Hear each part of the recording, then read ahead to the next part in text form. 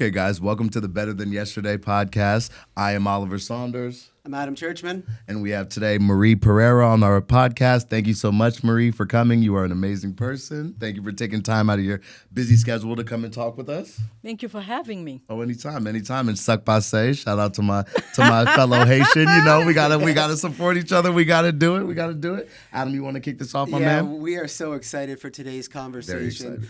Marie comes with such a wide angle of experiences. She is a former legal prosecutor, a frequent guest on CourtTV, and works in amazing initiatives with the Haiti Immigration Project. Yes. HIP. And so today we are going to hear a story of resiliency, of renewal and rebirth, and just an exciting way that the Better Than Yesterday community can continue to grow and inspire each other. That's what we do here, so that's what we're going to do. So thank you so much for coming on the show today. Thank you. Thank you for having me. Oh, anytime. I'm nervous. Yeah, it's okay. No Hey, understandable, but this, we really do say that this is a community. The people that we engage with online, through Instagram, through our comments, this really is just one big family of people who have the same idea. And what we're going to talk about today, It's just real. It's just honest and real, and we've all got a story, but the story takes us further. And so you reached out with us as a person who has been paying attention, following along to Better Than Yesterday, and you shared a little bit about your story with us, and we just felt like, this is a perfect... It needs to be heard. Absolutely has to be heard, and we are super excited, so thank you very much. Thank you for having me. Will you give us a little bit about you as well? Well, my name is Marie Pereira. I'm an attorney, former prosecutor. I'm from Haiti. I came here with my parents in 1970. We moved to Brooklyn. There was 4 of us. And I got married, moved to Long Island, and I spent most of my adult life in New York, basically, between Brooklyn and Nassau County. And I moved out here to L.A.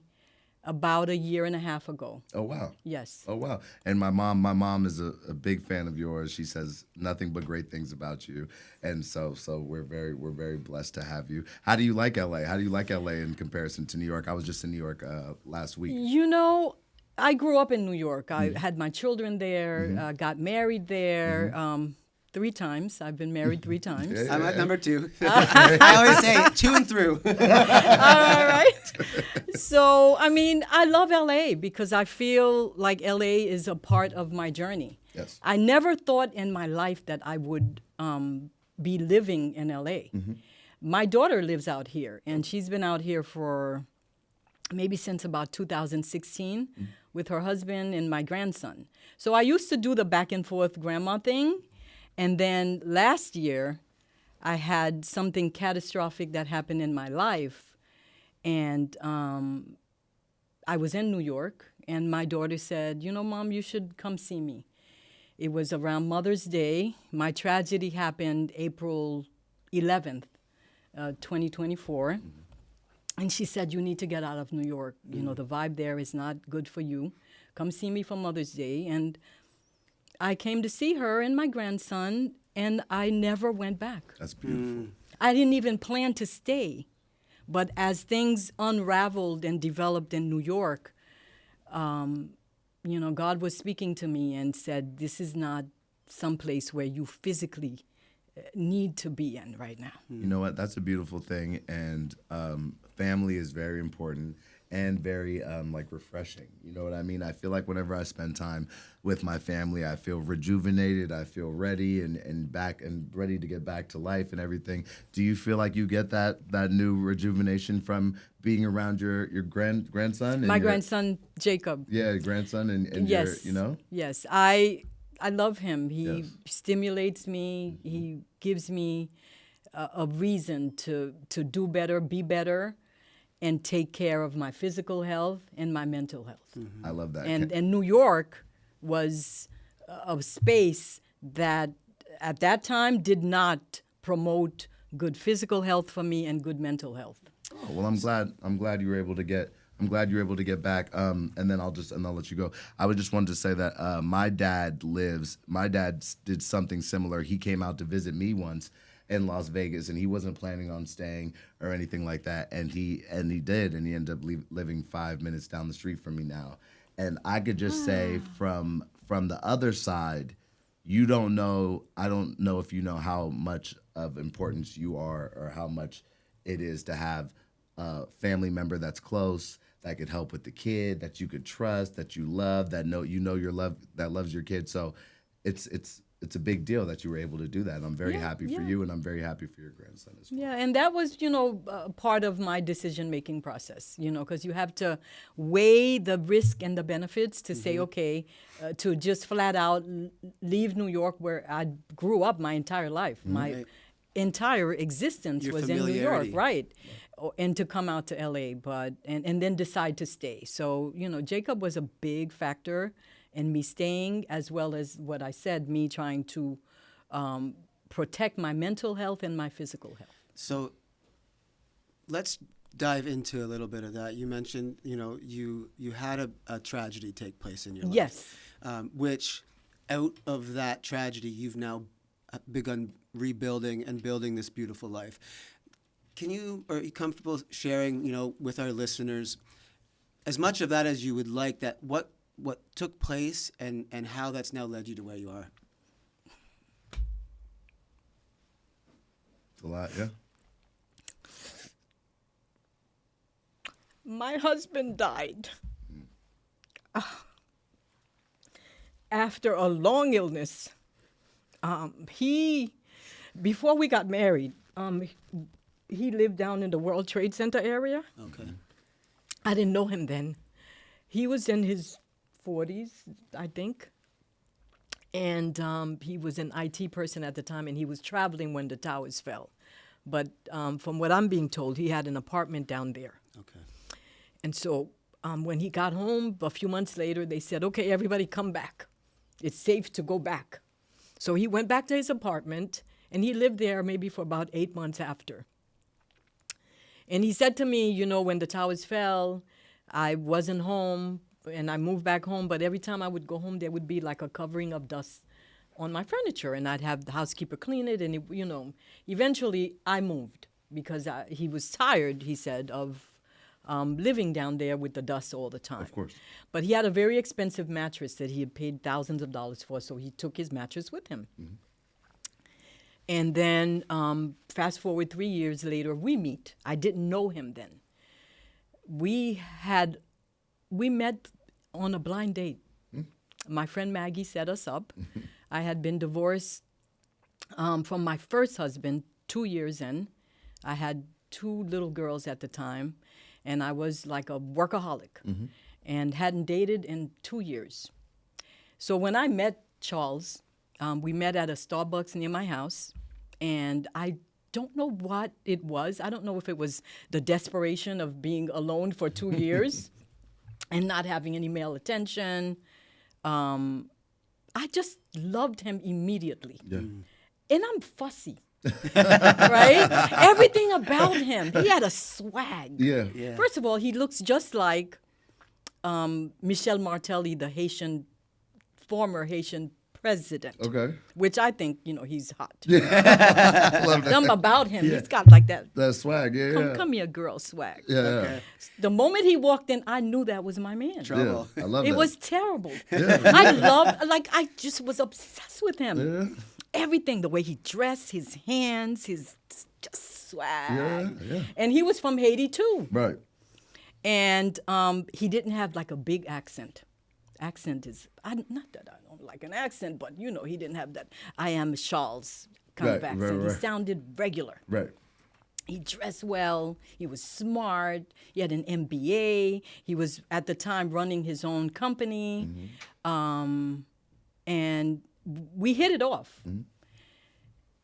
He told me he was still married to his wife, but separated for years. Okay. I was married to my first husband too still, but we were separated. Right. Which is normal. So the relationship was over. The process takes some time. Over. Exactly. Yeah. All right. So yep. We started dating, but truth being told, I was hotter for him than he was for me. Okay. He was hot for me in the sense of we had good sexual chemistry. Right. But I feel like he was I eventually found out he wasn't exactly truthful about being available and committed. Right. So he was still dating other women Right. while he was dating me. Right. And in my world, He was the only one for for me. you. Right. Correct. I see that. So that being said, that was, the whole foundation of our relationship was me trying to convince Charles that I was the one, For him. like competing for his attention. Right. And this went on for years. We would break up, make up, and it always centered around, I saw that bitch number in your phone. What the fuck is this lipstick? Right. Like, you weren't home. Right. Like, I was like the FBI. And I'm a former prosecutor. Yeah, so and you criminal always defense win. attorney. So I was like He's on got his no body. chance. He He's didn't got have a no chance. He didn't have a chance. Yeah. So this went on, for decades. All right? Yeah. Mind you, when I met Charles, he was like 43. Maybe I was 40. This was like back in 2000. We don't want to say because then I don't want people adding the age. No, we're good. No, Right, no, but don't this do was the in the math. early 2000s, Yeah, right? okay, yeah. 4 years ago. Yeah. Right. So this went on and on. Like all our friends knew us as a couple, but they just knew, are y'all on or off? Right. Can Right. I invite Charles to this Right, event? right, Are y'all- right. Is he coming this Well, time or yes, is he is not he coming coming this or is time? he not? Yeah. Right. So fast forward, 2018, right? We're talking almost 15 years together now, boyfriend, girlfriend. I officially got divorced, and he eventually officially got divorced, Okay. but still not willing to commit. He had his apartment in Manhattan, not the one downtown, because he had moved on. And then eventually we got married in 2018. Okay. Okay. We got married. Okay. Charles came around. He Okay, came here we go, around. He Charles. came Yeah. around. We had this big argument surrounding this one particular woman whose name I won't mention. Right. Okay. She was always that one. Yes. He had the come and goes, It was but this one, that would stay like around. she was like on his body. Yeah. And I guess he had to be on hers too. In all fairness to In her. all fairness. It takes two to play, right? That's very true. So, That's I very true. found out that he was still with that one, and I left.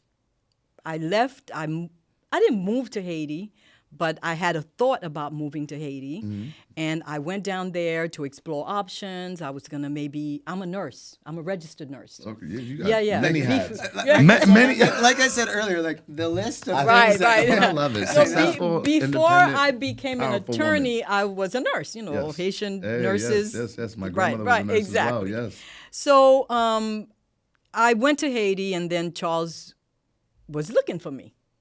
I wasn't trying to be with Charles because I was over it, right? You older now, like, come on. Enough been of it's enough been of the years. beans. Enough It's been of it. years Like, of the even same figure thing. out what the fuck you want. Yeah. Like, if I'm not the one, then fuck out That's of here. fine. Yeah, Right. that's fine. But just make a Right, choice. right. So I went to Haiti, and somehow he found out where I was. He started calling my mom, my sister. Like, he was going berserk, wanting for me to come back. He was putting in the I effort love now. you. I can't live without you. Like, what? Right. And then I was, that wasn't new. So I was prepared for that. One day the phone rang, and it was his soon-to-be ex-wife, who I never met in person, never had a problem with her, but I knew that was his ex-wife, I pick up the phone, and it's this woman, and she says, hi, this is so-and-so. I'm sorry to be calling your phone, but I'm calling on behalf of Charles. He didn't really have an excellent relationship with her. Right. And they shared a daughter, Right. and they co-parented. So it was shocking to me that she would That be she on would my be calling. phone. Right. Right. And she said, Charles is drinking heavily. He's not taking care of his health or his business. He said since you left, he has no will to live. And he's a changed man. I'm calling you on behalf of my daughter and Charles. Wow. Please give him a chance. Wow. I've known him for years. That's why we broke up, our marriage. Because I know he has wandering eyes, but I've never seen him Like so this. ready to be committed. So how does that feel to have an ex That's call on behalf of him to say she wants you to come Give back? him a and chance. Give him a Right. chance. That's heavy. Yeah, that's heavy. big. It was heavy. Yeah. I said, he's ready. Yeah.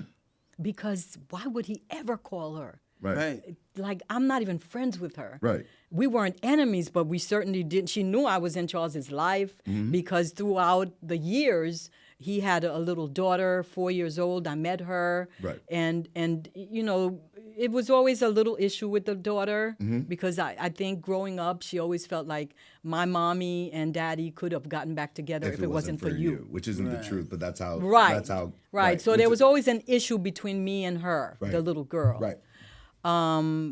So I was shocked. I said, okay, Charles is ready. Maybe absence does make the heart grow fonder, and it makes a person ready to Realize commit. what they. Right. So I agreed to meet him, and we met. In Haiti, or you went back? And I came back to settle my affairs a little bit to go back. Okay, so you were in. And you're then like, I'm in that's town, when so the phone rang, and we was that. Okay.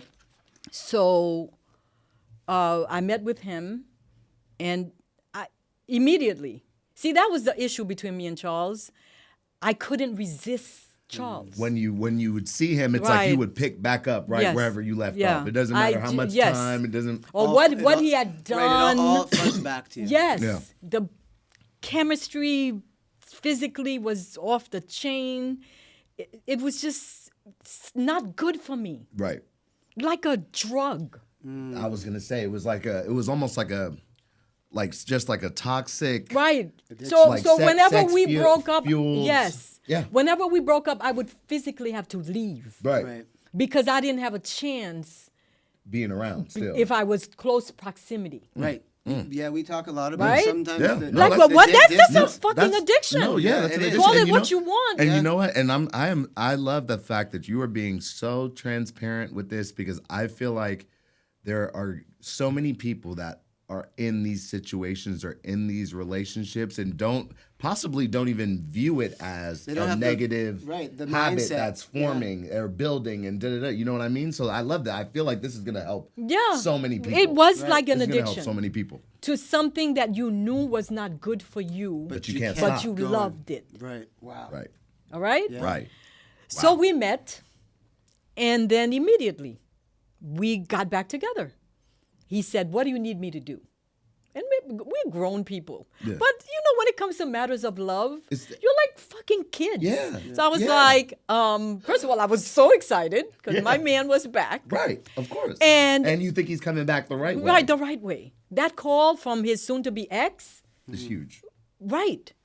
So I said, he said, I'll do anything. I'll tat your name on my arm. So that when they see me, They already the know. other women, they know They what's already up. know. I was like, sure. Do it. And immediately we drove to the village, Yeah. and he got got a a tattoo. Yeah. I was shocked. I still have the video in my phone of him laying up in the tattoo parlor, Yeah. cheesing, smiling, doing like this. I was like, that's my man. My prayers came true. Yeah. Charles finally came around. Yeah. Right. And after that, he said, and because he always used to be like on the sly. I was on Facebook at the time. Instagram wasn't big thing. Yeah. And he would never want to be in a post. Yeah, yeah. Like, oh, I want my private, because Yeah. them other bitches would Yeah, look at the because they video. was looking at Right. it. Charles, stop. He was like, Charles, I'll stop. open up a page and you can post all the pictures that I never wanted you to post. Right. Okay. So he opened up Facebook. I was the runner of the Yeah, page. yeah. And then he said, you could upload whatever you want, Sherry. Mettez photos. Sherry. Yeah, Put yeah, photos yeah. up. Sherry. Put the photos up. Which probably then is also like affirming to you. 'Cause Yes. You're like, okay, so now he's not hiding Right. He's also anymore. doing- So right. Stuff So that he we said he wouldn't do. post pictures. Say less, because you already know I'm on the pictures, right? Yeah. It was. I mean, know. I'm on it. Yeah. So post after post, we're back again together at last. It was fire, Yeah, right? yeah. People were so happy for us. People Yeah. who knew us, they were commenting. They're like, yes, finally, yeah, yes, girl, yes, good." right?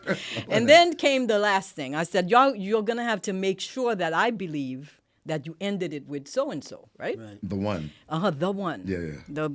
The one that, yeah. Right, the one that gripper. had yeah, right? nails in the So he said, sure, I'll call her and tell her. She already knows. I said, no, we need to tell her. Right. So he said, I'll call her and tell her.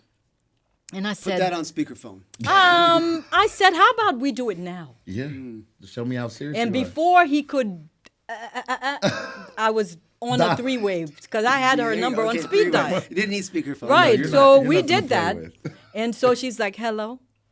And I was like, hi, this is Marie. She knows me. Yeah, of course. Charles is on the other line. He has something to say.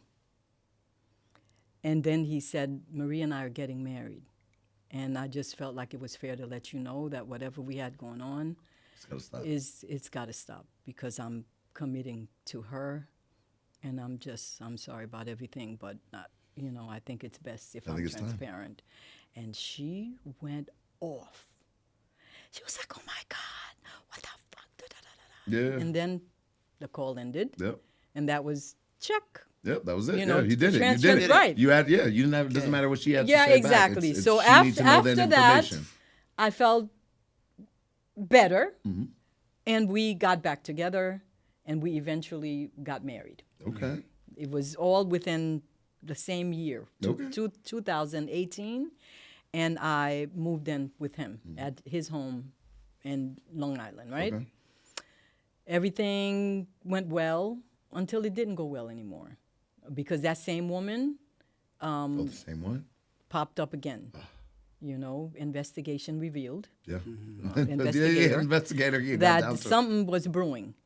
And we, about a year later, we went back and forth. He started back with the same ways. Right. Because, he was my addiction, and I believe He was addicted. He was addicted He to was cheating. addicted to sex. Right, he had a was different addicted to type of sex, yeah. addiction. Yeah. So and just like with drugs, like I know that with my own issues, if I was trying to fool somebody else, or when I was trying to stop doing drugs for somebody else, I could stop for a day or maybe a week or hide it for however long, you know what I mean? But eventually the layers would get peeled back and you would see what I was really 'cause you doing. haven't- Because I wasn't doing it for a genuine I was just going to say, reason. you haven't dealt with the root of why you're doing it. If you don't deal with the roots of why you do this, whatever that is in your life, if you can't deal with the roots, the branches and the leaves are going to grow back at some point, right? True. Absolutely. Right. As part of our reconciliation journey, we entered into counseling. Okay. We were in couples counseling, and still it wasn't enough to keep him loyal. Because like you said, he wasn't did it for for him. me. Right. Right. He did Right. it to win me back. Right. It wasn't wasn't because genuine. he genuinely wanted to stop whatever demons, whatever toxicity was happening inside of himself. Right, right. Charles had, I believe, Sex addiction. issues, not so much with even sex. I think he just always felt like having one woman wasn't safe, that there always had to be like a plan B, backup, a plan B. just in case. Right. Right. Because a little background on him, which we talked about in therapy, and therapy is so very important. I agree. When Charles was 4 years old in Haiti, his father died. He walked out of the house, disappeared, and was murdered. And his mother, who was maybe 28 at the time, had maybe 3 little kids, and she went to America to find a better life. Right. So she left Charles and 2 siblings with her mom in Haiti. But when she traveled here, she came on a visitor's visa and never went back. So she couldn't go back and forth to see the kids. Right. So Charles really was without his mother from when he was maybe 4 or 5 until he was 18 years old, when she remarried and her new husband gave her papers, and now she could And now send she for the could go back kids. and- So from 4 to 18, he That's hard. never physically saw his mother. Right? Right. And he grew up with a grandmother who was as supportive as she could be. Right, but when you're but, older, yeah. you can't run around with the kids and do No, everything you that the can't. kids You need. can't. And it wasn't just his 2 siblings. She had 2 other daughters who did the same thing, come to America to look for a better life. So she actually had about 8 or 9 grandkids in her house. You know, the daughters sent money. It wasn't like they were Yeah. destitute. Yeah, of course. But she was responsibly for their, For their day in, day out in care. and day out with help. You know, in Haiti, you can get very affordable, help with children. Right. You know, they have nannies and stuff, but it was her. Right. And from what Charles described, there was a lot of emotional and mental, Damage. physical abuse too. Right. You know, in Haiti, they really believe in corporal punishment. Yeah, they whoop you It's, up. a, Yeah. it's, they- it's a definitely a different A culture different, of right? how you raise your Yeah, children he used to and get his discipline. ass beat, according to him. Yeah. He used to be put on punishment, on his knees. You know, just a lot.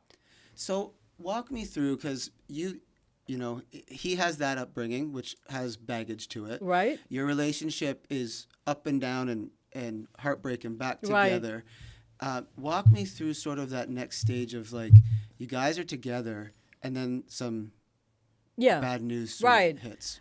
We're together, and he's still a grown man suffering, I feel, from mommy abandonment issues. Which is a real Right. So to wrap that up, he ended up coming here at 18. His mother had already remarried to another man. She had a son with him, and Charles did not get along with the course man, not. right? Oh, right. And they got into a big argument, and it was like, it's either me or your 18-year-old son who I can't stand.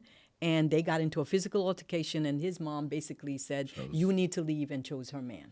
So this is a 18-year-old. So he never had right. a good relationship with a woman. Right, He right, never right. he never had like a so that's I Right. mean A that's safe, hard. a And- sa- Right. There was no safety and Right. security in a relationship. Right. So I'm focusing on that because I need for us to understand culture, upbringing, Right. and how it affects a man. Right, Right. right, for sure. So he left home at 18, no money. He went to live with an auntie. Mother packed everything up in a big garbage bag. So he said, and just sent just him said, off. He said, "You "Go to gotta New go." York, live with your uncle. You sure can't stay here." He was 18. He just got here, could barely speak English. Right. And that's what his memory was. Right, so right. 18, he moves to and New he's probably York. so excited to Oh, see yeah. his mom again and be Yeah. You know what I mean? So There was- from yeah. being at the highest point that you could be, being reunited with Yes. your family, to being dragged Right. down and kicked out. Right. So he moves to New York, and that's when he finds himself, becomes a man. Mm-hmm. And that's the memory that triggered his journey into manhood, right? Thankfully for him, he does well. Yeah. He gets a job, he goes to school, and he becomes... made something of himself. Yeah, he became Swaggy Charles. Yeah. But with that memory of what happened with Damaged. his mom, right? So moving forward, Yeah. you know, we get married and then we break up. Break up, make up. The marriage became the same as the relationship when we were just boyfriend, girlfriend. Right. I would live with him 6 months, move out another 2 months. Or live with him in the house, silent treatment. It was horrible. Yeah, walking because on he eggshells. kept on cheating and getting caught doing it because he wasn't good at it. The lying, right? Yeah, yeah. So one final breakup, fast forward, I left because same woman is around, but she knows we're married. Right. Mind you, because this conversation where he told her happened in my presence, right? Of course. I left and I said, I'm so over it. This was in 2020. Talking about maybe we got married in 2018, 2 years later. And then I get an email from Charles. We had been separated maybe 8 months, right?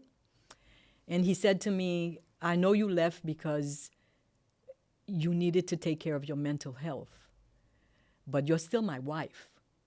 Even though I had sent him divorce papers and he refused to sign them. Right. I want you to know that I want to be a DNR. Do not resuscitate. And then there was a passcode that gave me access to a medical record, and I clicked it, and then I saw a complete medical record, and it said that he was diagnosed with something called pulmonary fibrosis, and that he needed a lung transplant, and if he didn't find a lung, that he had maybe 3.5 years to live. I said, Charles has done some low down things before. You making this up. Like he really You trying to copied get me and back, bro. pasted Right. this report to try to get my me attention. back. How Right. low can you go? Right. I really didn't believe it. Yeah. Yeah. Until about a month, I didn't even respond to the email because my therapist said, you need to go no contact. Right. This was like me trying to get off Charles' drug. Right. Right? No, yeah. So I went no contact. And when I mean no contact, it wasn't like I didn't love him anymore. Of course. But you have I to loved do this him for yourself. even more when I wasn't with him. I would lay in my bed curled up like a child or a person going through some Withdrawals. type of withdrawal, right? Yeah. And so about maybe a month later, I get a call now from my his sister's husband, and the sister's husband and the sister. And they said, Charles is not lying to you about his diagnosis, because they lived with him. They live with us, right? Before I left, the sister had come in. She was a traveling nurse, and she was on assignment, and everything unraveled while they were in the house. So they were like a couple, and we were a couple, plus his young daughter, who was an adult now, lived with us, right? Okay. So when I left, they were in the house. So they said, we're here, we're still here. We couldn't leave because he's really sick. He's barely able to walk. He's short of breath all the time. He's drinking. He won't take any medications. He don't even want to go to the doctor because he says, what's the point? He's dying, and you're not even there with him. Right. So you go back. I go back. We met for dinner, and I immediately took him back. So you walked through the end of his life with him, Right. as a caregiver, Right. And a lover, yeah. and for the good and for the bad, you stuck by his side. I stuck by his side, yeah, and until he passed away. Right. He was in and out of the hospital, but he would go in for COVID, pneumonia, because he had one bad lung that So was anything. hard. Anything would make Right. would So send him. right, and when I say I go back with him emotionally, but I never physically went back to that house. Right. Because so many things happened in that house before I left. It was just too much for me to go back to that house. Yeah. Right. Uh-huh. I get it. There are ghosts in that. Yeah, house. and I didn't know, I was gone for almost a year. I don't know who he had in Who our was room. in there and then all that, yeah. Right. So Yeah, no. our agreement was he would buy a new house because he was a real estate investor. And we would fix that house and move into that house. And start over another Yes. another chapter. Yes. So while the house was being renovated, we lived apart for like all of 2021, 2022. We lived apart. He lived 15 minutes from me. And he had some ups and downs in his illness. At first, he could get around. He had a Gucci backpack, and he put oxygen tank in there, a small one. And we would be outside. He would make reservations for plays, concerts, Lincoln Center. We would have staycations. You try to make the most of things. Yes, we would just need to, park the car somewhere where Right. there's valet. The bathroom is not downstairs. Right. You just had to do But little adjustments. He was that guy, like sending me open table invites. Charles is inviting you out to dinner. He would come to my house and spend 2-3 days. We would be in hotels. Yeah. And we were married, but dating. It Right. was the best. That fun. It was the fun. That fun day. Yeah. But it was my understanding that you're home, I'm home, but it's me and you. Right. Like, we're on the same page with right. that. Right. Right. I thought so. Wow. I mean, he was sick. We still had a sex life. Right. Even with the oxygen situation. Right. Right. But I said in my mind, he's really calm now because he Like, could he can't barely even- handle what I got going on. Right. You're like, Right. so I know he ain't. Right? Right. I mean, who is he? Right. Right. You You're know? like, running around Like, I doing never even thought. Yeah. Well, because you, to put it right, like You crack me a up, dying man, right? Like Right. like Right. those days are done. Right. So he's and fast forward, it's August 2023. He came down with pneumonia. Usually he'll go in, they'll give him some antibiotics, and he comes out. He's in Mount Sinai. And so, but this time it was a tough strain of pneumonia. And it was, his lung just got worse and worse. So I got a call from the doctor. And the doctor said his oxygen dropped to 59. It's supposed to be 97 to 100, basically. And he's not responding to steroids or antibiotic, and they need to put him on a vent, or else he's not going to make it through the night. Right. He doesn't want to go on a vent. but yet they don't have a lung for him yet. He was on the transplant list. So he had to be. Right. So it's either a vent or die. Yeah. So we all jump in the car. His sister, who was still living in the same house that I couldn't move That you didn't into, wanna go to. picked me up from my house, and we drove to Mount Sinai. Picture, it's 12:30. I walk into an ICU room. I know his daughter would have been there because she lives nearby, and I know he had mentioned that her mom, same lady who called me, Right. Back in the would be there, and so I was prepared for that. Yeah. And so we're sitting there. Charles has this super oxygen mask on at this point. They had already put something in his penis, a Foley catheter, to get urine out of him. So they sure. were just Because he prepping wasn't for the going worst, anywhere. right? So I walk in. I'm sitting, and the ex-wife says, "Oh, let me give you guys some privacy." She was very courteous, and the daughter too, even though her and I were not like getting best along terms, well, right. right? And as I'm speaking to Charles, and on the way there, I packed my never full overnight bag, and I said I'll probably stay. His sister was like, she's a nurse. She said, I'm staying. I canceled my CourtTV appearances for the week, and I plan to stay there. Yeah. And so with the sister. Right. So while I'm talking to the doctor, he says, "Oh, I think I rang the bell too early, because actually the hour it took you to come up here from Nassau County, Long Island, it's like an hour. His oxygen went up to 89, and he's responding." So I rang the bell because they made it feel like we were rushing, thinking he would be dead by the time we got there. Right? And then as this is going on, the conversation with the doctor at the bedside, I hear the daughter in the hallway beckoning someone, saying, "We're here, we're over here." So I'm thinking, It's another family Right. member, somebody. right. And then I look up, and it's the woman. God dang. That sucks. That's not what you want to see in a time like It's that. the woman. Yeah. That months prior, I had seen an email in Charles's email about some bankruptcy, and it had her name on it, right? Something like that. And I said, "What? Why?" You're like, how would it even Right, have and he was like, paperwork?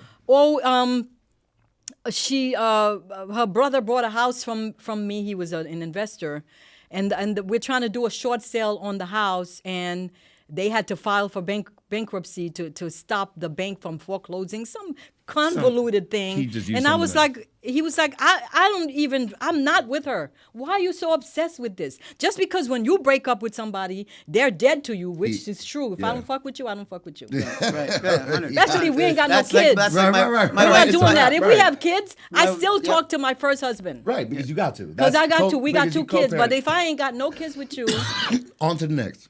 you could go right over there. Yeah. Yeah, on to the So next. why are you still talking to her? Yeah. So it was like a thing, but I didn't make it a thing. Right, You know? right. And there she was. Wow. And I looked up. We're talking about at least 1:30 in the morning now. I looked at her at the door. I looked at his daughter, and she looked at me like, "Yeah, bitch." Oof. Right? And then his sister, who looked shocked, and I looked at him, and he just looked blank. Yeah. So Wow. heavy. So I want to understand. So you've had this experience now where you are back with your husband being a support. You have this moment of, what the fuck? This chick just walked back through the door. Yes. Now, you know, your husband ultimately passes away, He passes away. right? This is a long story of ups and downs and emotional roller coasters, and like you sort of mentioned, like addicted to it. I want to understand now, after all of that happens, you need to make a decision in your life, Right. You are either going to fall apart Right. with the weight of this grief and this betrayal, and you're constantly giving yourself and not being received, really, or you're going to rebuild yourself. Talk to me about how do you mentioned at the very beginning, you you've now flown over to Los Angeles. Las Vegas. Los Los Angeles. Los Angeles. Right, Yeah, right. Los Angeles. You guys are We're in Vegas. Vegas. We're in Vegas. So Right. you've now moved yourself over here. Talk to me about the rebuilding, because one of the things that I love about Better Than Yesterday, and we sort of talked about it yesterday when we were hanging out, is that we've all got these stories that we tell. And one of the things that I think is so great about the human experience is that when the circumstances and the stories may be different, but we all sort of deal with similar feelings behind them. The sense of loss, the grief, struggle, addiction, not feeling good. Like, we all have those same human emotions, right? And the thing I love about Better Than Yesterday is, regardless of what your story is, we all have the opportunity to rebuild and move forward. So talk to me about what you're doing now to rebuild and move forward, because I think that's going to be something that our audience is going to say, hey, she did it. Yeah, I'm able to do I can it do as it well. too. Well, I think it's a process. Yep. And I don't want to say that I did it. Because You're to doing- say you're- I you're did do- it you're- it's done. is to imply that there's no more work to be done. Good Beautiful. point. Good And point. there's a Beautiful. lot of work that needs to be done. You're doing it. Right. Because that betrayal, and to be Was clear, deep. I don't know if there was a full-blown reconciliation between him and this woman, but I do know that he lied about contact with her. Right. And I do know that he thought he was on his deathbed, and she was one of the people. That he He- wanted to have, that they reached out to come Exactly. at the last time. Right. Right. Right. Which is a big statement. A big statement. A big So, statement, yeah. like it or not, I had to admit to myself that she was More than- significant Enough. More than just enough. Right. Than More- just a significant side enough. chick, a sneaky link, whatever you want to call it. So what is that then in the process of doing it? Like, what does that look like for you? I set a boundary that night because I ended up leaving the bedside after the doctor assured us he was better. I felt like I needed to, at that moment, put myself first. Absolutely. Absolutely. And I set a boundary because I was not about to play sister wife Yeah. with his ex-wife holding one hand, the mistress holding another, Right. while his daughter was laughing in her heart. Right? Right. I chose Marie that moment. Good for you. And I left the bedside, right? And I continued to support him throughout his journey. Because even though that night I felt like, oh, I'm done, I couldn't be done. Yeah. Because he was dying. And it's also the person that also shows the character of you, how strong you are. And, sometimes you got to say, you know what? I'm going to do what I feel is right and what's the right thing, no matter what. You know what I mean? And so that's huge. It was hard. Okay. He ended up getting a lung transplant because about a week later, he texted me and said, babe, I have a lung transplant. We never really had the discussion of what happened that night. Right. What I saw, he saw. It was just too heavy at that moment, as sick as he was. Right. And so a week later, he received the transplant. And in my mind, it was going to be, he's going to get his transplant, right? And come out, and then we'll deal with what happened. Right. But he never came out. Right. He received the transplant, Oh. got everything that could go wrong, went wrong. He ended up having a massive heart attack 2 weeks after, kidney failure, his intestines rotted. He ended up needing a colostomy. It was was just terrible. time. He It had was time. massive infection. And then 8 months later, he died. Right. And that's when I moved. We had the funeral, And you moved and that to would Los- be a whole other podcast. Yeah, yeah. To tell you what happened at the funeral. Let's move forward to- I'm in LA. Well, what I really want to put out there for our audience is, what would you tell people who see themselves in similar scenarios to you Yes. that you have found helpful? To surround yourself with people who love you, to pray, meditate, put yourself first, And that's what I did. I moved to LA to visit my daughter. And it was almost like, I don't know, what Charles's journey with God was, how he lived his life. But I felt like it was his time. It was time. And so it being his time removed him from my life. Right. And everyone who knew me and loved me, as much as, Charles was well liked and loved by many, It was time.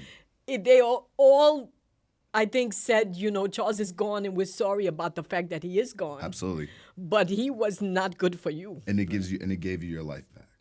It gave you your life back. But at the same time, it leaves me conflicted Absolutely. because I'm starting over again, better than yesterday. Mm-hmm. But it's hard still. Absolutely.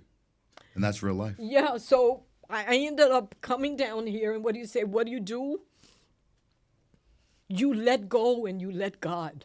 And I feel like God just picked me up from that situation, brought me to LA, and then situations led me to meet this person. Yeah.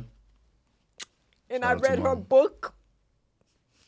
And in her book, she was so open about what she went through in her situation, right? Yep, I remember. Yeah. And the pain and the humiliation and the betrayal that she had to deal with, but yet be in the public eye. I wasn't in the public eye. Yeah. So when I read the book about her struggles, even she mentioned you briefly. That was a very painful thing for her when you were going through your addiction. She didn't detail it because she protected your privacy. Right. But that was hard for her too, Absolutely. because you are a love of her life, her first son, right? And then her husband. And she was able to pull it together and be Garcelle. Yeah. And you were able to pull it together and be So Marie. I read the book, right? Yeah. I met all of these amazing people when I came down here. I could name drop Marguerite Lathan, Yeah. who is part of a book club, and Garcelle was one of the authors, right? The day we had the book club meeting, I wasn't able to meet her because she had a conflict and she couldn't come to the book club. But I read the book cover to cover. Let me tell you, I had sticky notes, okay? Yeah, I love that. Because without even knowing it, being able to be transparent about your pain, Garcelle, is helping people. And you're gonna and So- the beautiful And thing that's is that what Better Than Yesterday does, and that's Amen. why I'm Preach here. it. That's it. Amen. With That's so- my shame, I'm ashamed. I'm ashamed that I stayed that long. Right. I'm ashamed that I allowed people to run over me. Because you a know what? lot of things happen in the hospital. yeah, Marie, I want to Between- say though, you're a strong Yeah. a strong woman. and You the are a thing strong about the woman. BTY community, just like Garcelle has helped inspire you, You were through gonna being help transparent. inspire. You're going to be helping inspire people through yours, and so We appreciate you. 100%. And I just want to honestly thank you so much for coming on and sharing. Yeah. Because It's gonna help it's so been many vulnerable. It's been transparent. Too much crying, but No, I just there's It's no such real. thing as too You. much. Yeah, like no, I still, when I'll know that I did it, Yeah. and I know I'm far from being there, is when I could recount the story without this happening. Yeah. Well, it takes time to take things from being wounds to scars. Absolutely. Right? Yep. A Time. Yep. wound is still fresh and it hurts. A scar tells a story of what once hurt but no longer does. Bang. And Wow. It's still a wound. but this Yeah. is part of the But healing eventually it will be a process scar. that turns it into the scar. So I just want to say thank you. Thank you so much for we being appre- here today. Yeah, we really appreciate you. This has been amazing. Honestly, such an empowering story. And so for the people listening, what I really want to understand, let's keep these conversations. Let's follow the example of Marie and Yes. be transparent, be vulnerable, because through our vulnerability is what makes us better than yesterday. So Marie, thank you Thank so you. Can so I much. say one last thing? Yeah, Absolutely. And maybe Absolutely. yeah, right. yeah. Absolutely.